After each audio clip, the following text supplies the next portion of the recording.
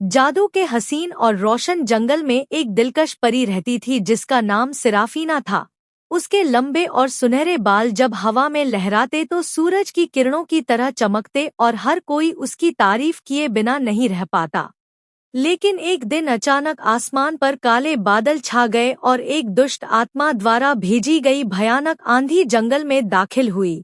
उस आंधी में ऐसी थी कि सीराफीना के सुंदर बाल पल भर में झड़ गए और वह पूरी तरह गंजा हो गई।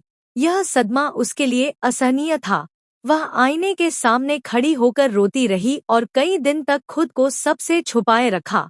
लेकिन असली दर्द तो तब हुआ जब उसकी अपनी सहेलियां, जो कभी उसके साथ खेला करती थी, अब उसका मजाक उड़ाने लगीं।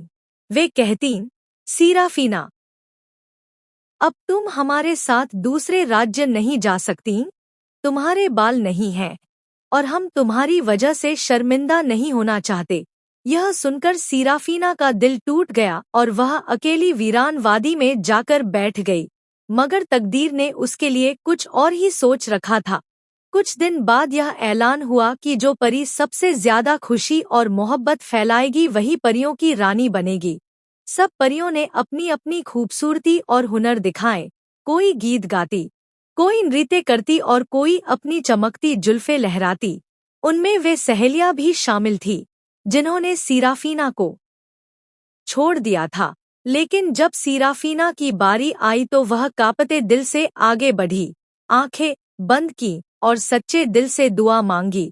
तभी उसके दिल से सुनहरी रोशनी फूटी जो इंद्रधनुष की तरह पूरे जंगल में फैल गई। मुरझाए फूल खिल उठे, सूखे पेड़ लहराने लगे और पक्षी मीठे गीत गाने लगे। पूरा जंगल खुशी और रोशनी से जगमगा उठा। तभी आसमान से एक जादुई ताज नीचे उतरा और उसके सिर पर सज गया। उसी पल उसके झड़े हुए बाल फिर से उगने लगे, लेकिन इस बार वे पहले से भी ज्यादा सुंदर, लंबे और चमकदार थे। सभी परियां आश्चर्य से उसे देखती रहीं और वे सहेलियां जो कभी उसे साथ नहीं ले जाना चाहती थी शर्मिंदा हो गईं। तभी बुजुर्ग परी ने सबके सामने ऐलान किया, असली रानी वही है जो दूसरों को खुशी और उम्मीद दे, न कि वह जिसके पास केवल बाहरी सुंदरता हो।